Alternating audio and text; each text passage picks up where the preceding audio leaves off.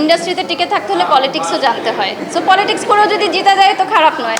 আমি সিনেমাও করেছি ভাইয়া, সিনেমাও পর্ব আমার শেষ। সো এখন আমি যেখানে কাজ করছি এখানে আমি যথেষ্ট সম্মান পাচ্ছি, যথেষ্ট সম্মানই পাচ্ছি।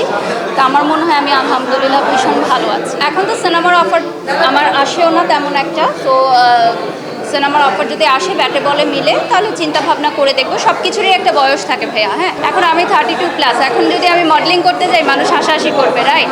সো আমাকে দেখে আরও অনেকেই হয়তো একটা এজের পর গিয়ে মিডিয়াতে আসতে চায়, মডেলিং করতে চায় বা নাটক সিনেমায় অভিনয় করতে চায়, বাট সব কিছুর একটা বয়স থাকে। এবং স্পেশালি আমাদের এই ক্যামেরার সামনের কাজটা না অনেক ছোট বয়স থেকে শুরু করতে হয়, তাহলে পরিপক্ক হয়, এক্সপেরিয়েন্সড হয় এবং ভালো কাজের একটি সুযোগ থাকে। ইনশাল্লাহ আল্লাহ তালা যেদিন ডাকবে ওদিন যাব। আমাদের প্ল্যানিং চলছে, একটু গুছিয়ে নেই। আমার মেয়েটাও বড় হচ্ছে, যেহেতু আমি আমার শ্বশুর আব্বা এবং শ্বশুর আম্মাকে নিয়ে যাব, শাশুড়ি আম্মাও যাবেন, তো ওনাদেরও একটা গোছগাছের বিষয় আছে। তো সব কিছু মিলে আমরা একসাথে যাবো ইনশাল্লাহ। আমি খুব সুন আরেকটা আমাদের আয়োজন হবে, সেটা হচ্ছে বৃদ্ধাশ্রম নিয়ে, বৃদ্ধ বাবা মাদের নিয়ে আমি এই উদ্যোগটা নিয়েছি। খুব সুন আপনারা জানতে পারবেন ইনশাল্লাহ।